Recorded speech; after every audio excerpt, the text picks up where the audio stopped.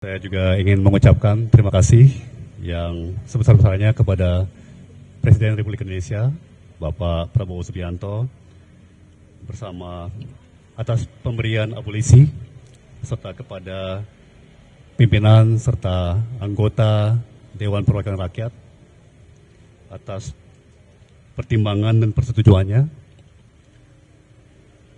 Keputusan ini bukan hanya membebaskan saya secara fisik, tetapi juga memulihkan nama baik saya dan kehormatan saya sebagai seorang warga negara.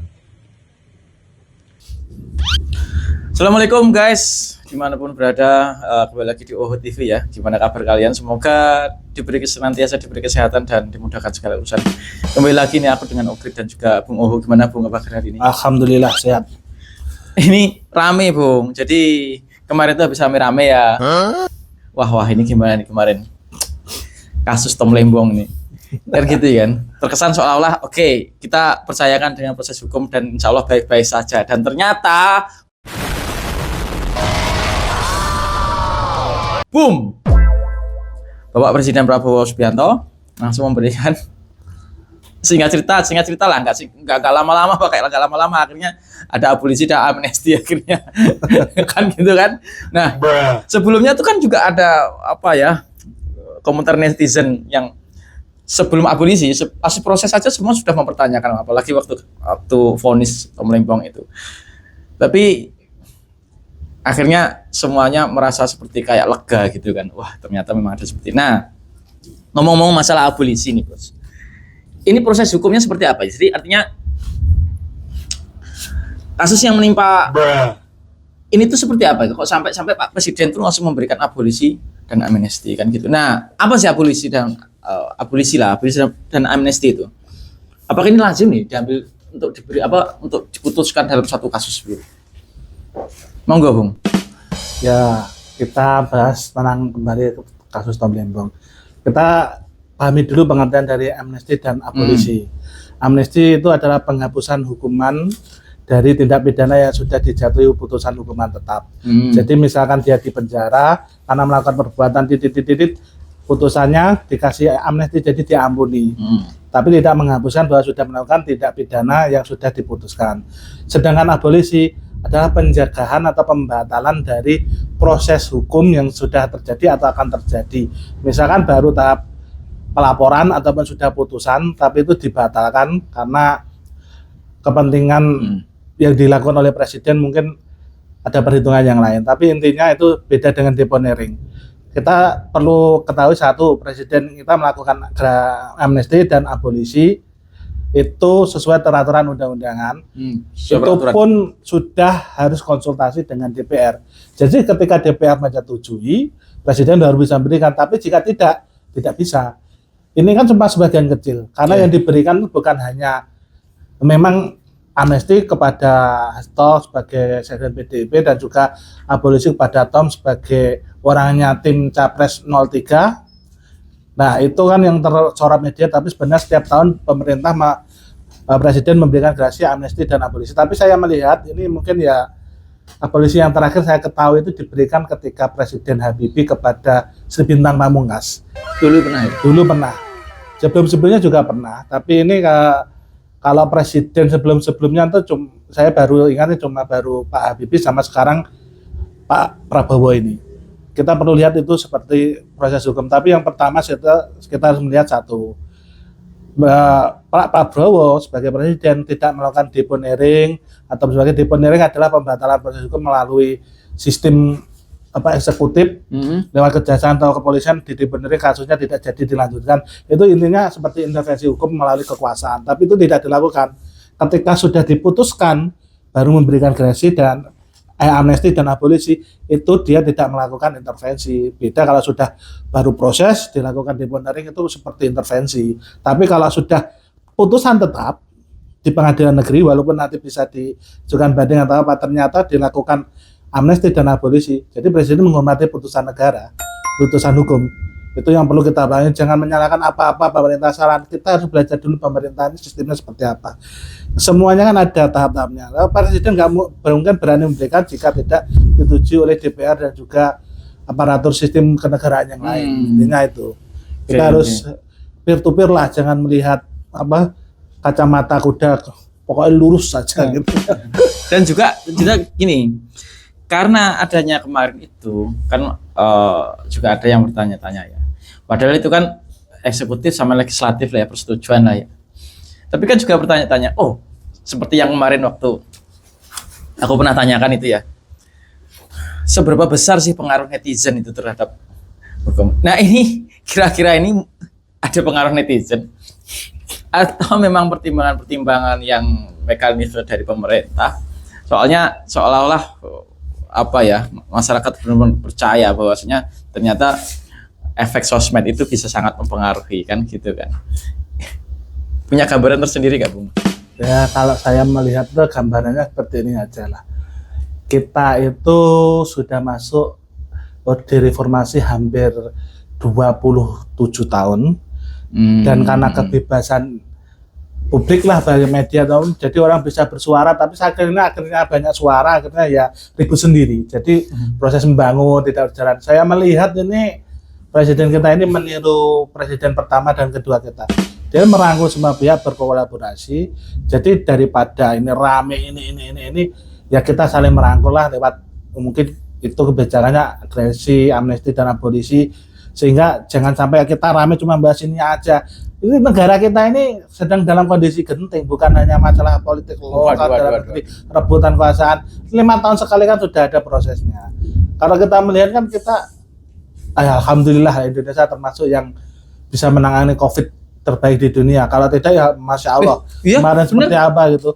Kita di dalam kondisi apa? Periode perang ini, periode perang modern hibrid itu bahaya ini. Imbas dari geopolitik ya. Geopolitik. Kita nggak bisa lepas dari itu ya. Semua negara kelihatannya tercatut semua itu. Entah posisinya di mana. Banyak sekali itulah. Yang pasti ketika krisis itu yang diperlukan adalah sumber daya. Sekarang sumber daya termasuk pangan, energi dan sebagainya penting. Ketika kita COVID kemarin kita merasakan sendiri kan. Kita mau ekspor, impor kan susah. Ternyata mereka yang sering kita ekspor, kita impor juga membutuhkan sumber daya untuk kebutuhan dalam negeri. Ini kita harus tahu bahwa proses-proses yang terjadi sekarang ini adalah proses deeskalasi perang. Indonesia itu jadi sorotan dunia kenapa? Belanja perangnya luar biasa ini. Beli di blok barat, blok timur, Eropa, Cina, Rusia, Eropa dan semuanya dibeli. Pesawat aja ini borong kemana-mana sampai produsen ke Indonesia, luar biasa itu tawarnya. Sampai presiden Prancis itu loh, kalau Indonesia jualan apapun, jualan pesawat itu, jualan kapal selam, jualan kapal. Bung, oke, itu menarik ya geopolitik. Ini kok jadi pembahasannya, aku kok agak tertarik di situ. Tapi sebelum itu ada satu lagi, terakhir yang tentang masalah Tom Limbong. Jadi masalah abolisi dan gerasi itu. Seberapa mungkin atau kalau misalkan tokoh lain gitu kira-kira, karena gini kan juga ada wajar lah ya netizen tuh bertanya-tanya lah apakah memang ada unsur politis yang lain dan sebagainya. Ini apakah memungkinkan untuk terjadi di tokoh-tokoh lain misalkan seperti tadi ya apa kasusnya siapa tadi, Sri Bintang Pamungkas ya ketika Sri Bintang Pamungkas Orde Baru.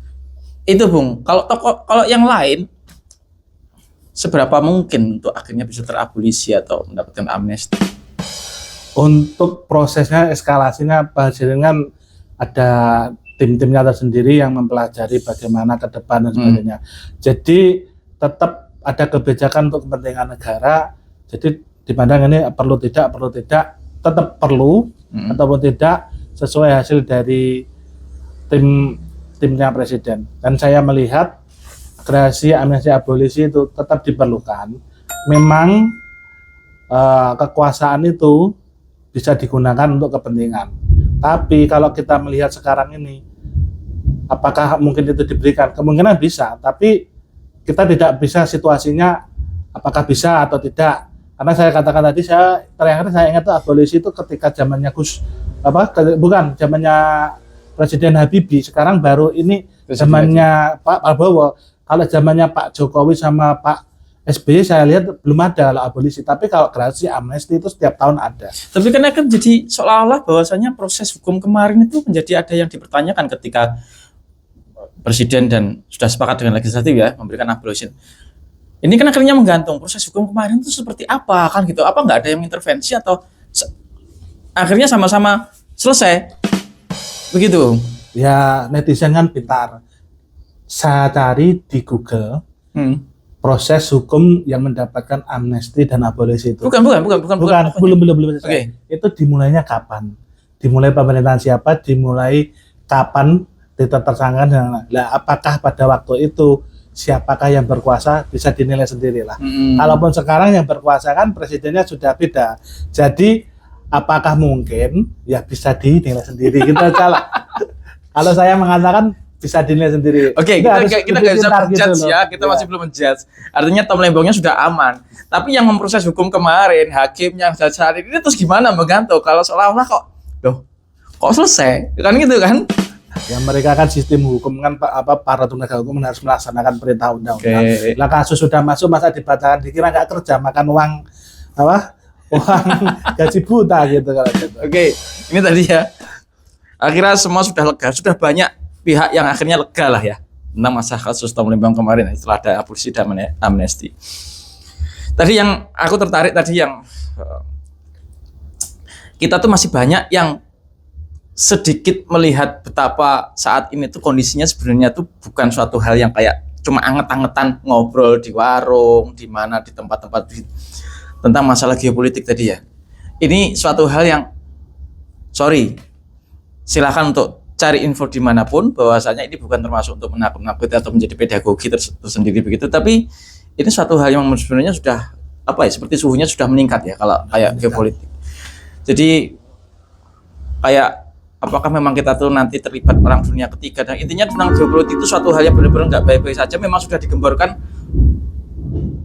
bahkan bisa dikatakan beberapa tahun belakangan ini ya. Tapi ini semakin meningkat dan kita seperti kayak santai-santai aja. Oke, sekarang Bung tentang jelaskan tentang ya sedikitlah gambar tentang seperti apa sekarang ini keterlibatan Indonesia. Kita tahu satu, geopolitik, geostrategis, geoekonomi Indonesia itu penting bagi dunia. Lihatlah peta dunia, Indonesia tepat di tengah-tengah. Jadi baik lewat samudra maupun udara dan sebagainya, Indonesia di lewat tengah-tengah. Dan jika kita lihat kan ada garis ekuator tengah bumi. Nah, itu di garis ekuator itu tempat di mana untuk bercocok tanam untuk sumber daya pangan, daerah tropis itu ideal banget lah. Ya. Ideal itu Indonesia. Jadi Indonesia banget, Bos. Kalau kita lihat sekarang itu perang sekarang itu berebutan antara sumber daya. Ketika COVID kemarin yang utama adalah energi dan pangan. Energi bisa aja orang tidak ada lampu tapi tetap butuh pangan. Nah, ketika pangan tidak ada bisa terjadi ya chaos di mana-mana. Nah, sekarang kita lihat sesudah proses tahun 2014 itu ada pecah perang Crimea dicaplok oleh Amerika. Sejak itu dicaplok oleh Rusia, terjadi perang di mana-mana, menyebar kemana-mana sampai kemana-mana. Intinya Indonesia ini sudah juga merasakan dampaknya. Intinya gini aja lah. Ekonomi popmi itu tahun 2014 itu berapa? Sekarang banyak orang nggak menyadar bahwasanya itu ternyata masih ada kaitannya ketika 2014 itu ya Crimea dicaplok ya. Tapi orang nggak menyadar sama sekali karena terlalu jauhnya rantai itu kan. Apalagi sekarang yang waktu meledak 2022 itu ketika langsung mengekspansi Ukraina, itu makin kemana-mana itu kan. Silakan Bu. Ya intinya gini, kita alhamdulillah bersyukur ketika 2019 akhir ada COVID, Indonesia bisa menangani. Ketika itu digalakkanlah untuk ketahanan pangan. Ketika negara dalam kondisi semua lockdown terkunci, rakyat kan tidak bisa bekerja, butuh makan.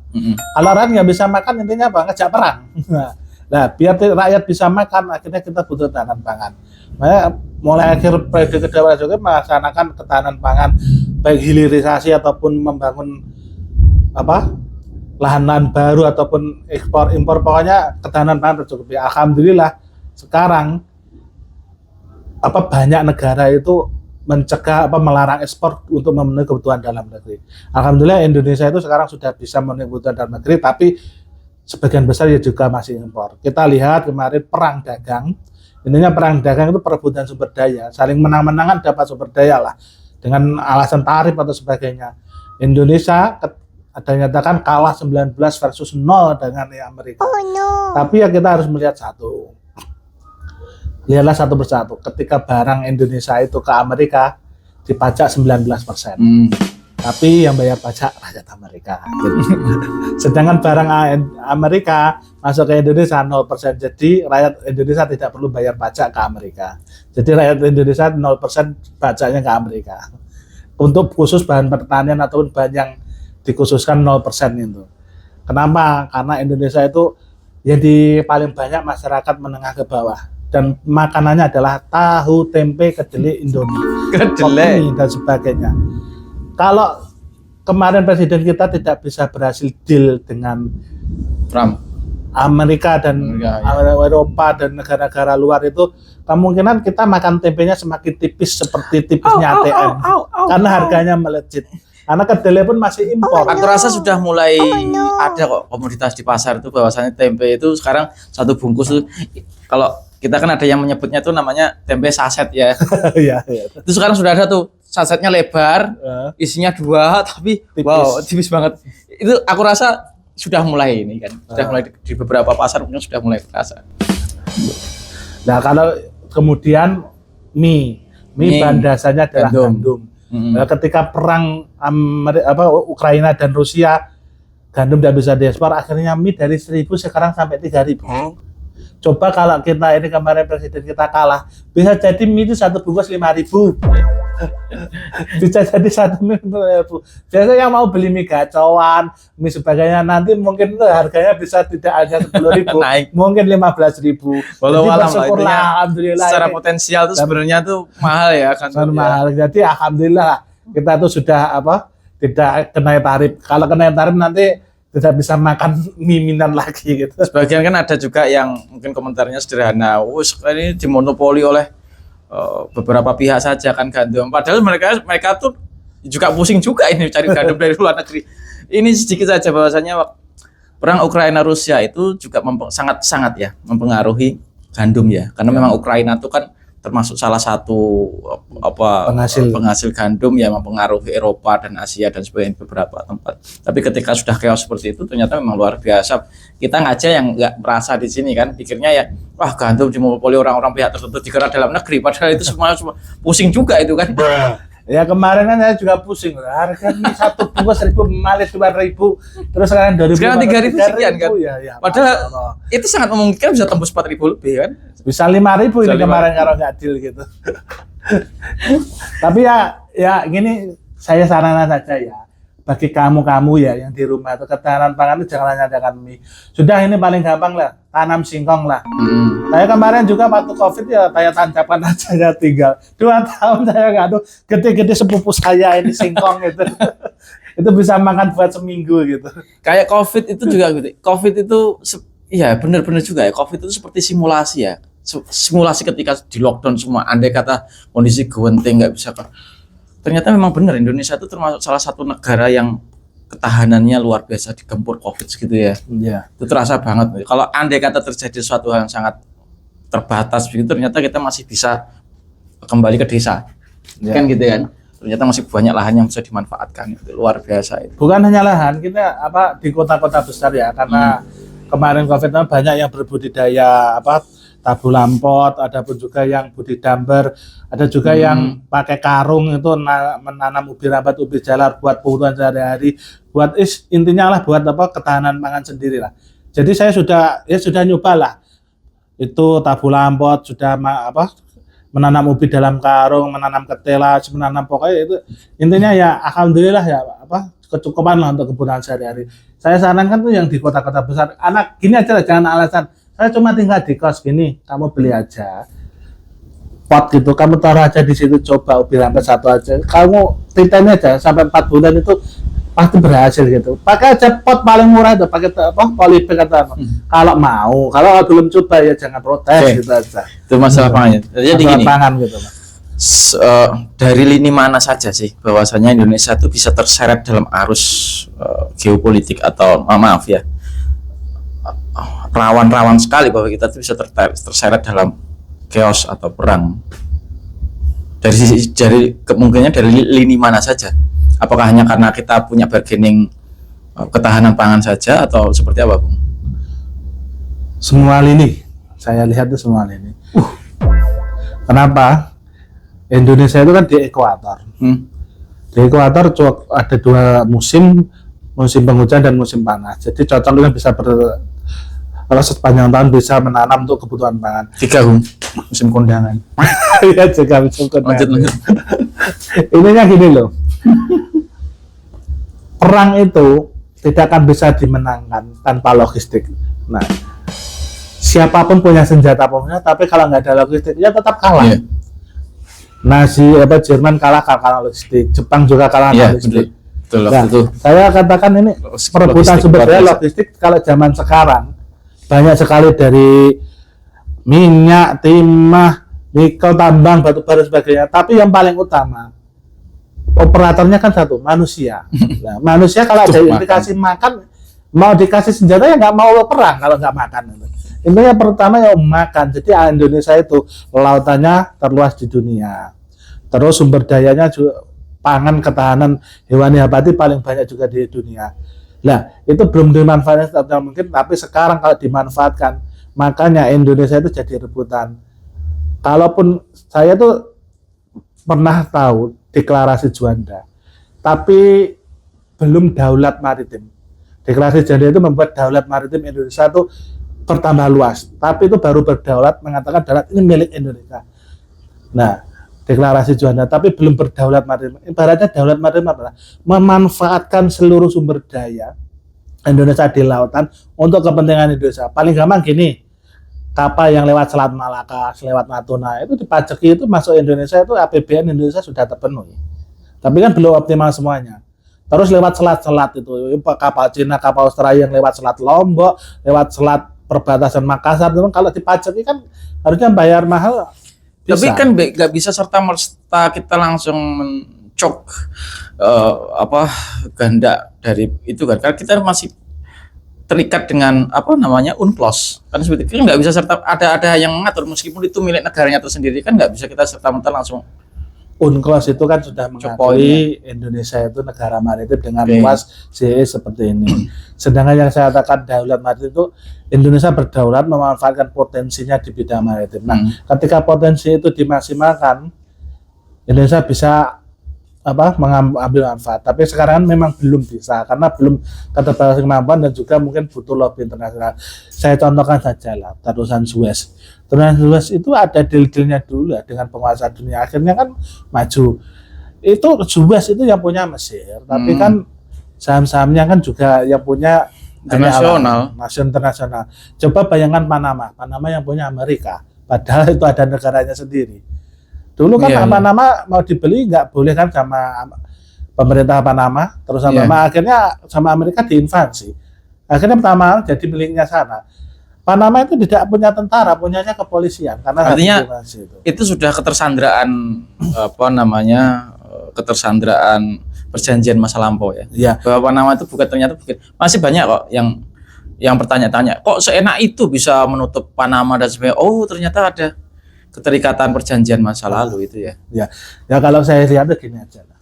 Indonesia itu kan butuh pemimpin yang bisa berkolaborasi. Saya melihat itu pemimpin pertama kita Presiden Soekarno bisa berkolaborasi dengan jadi Indonesia jadi beranu. Kedua juga Pak Harto.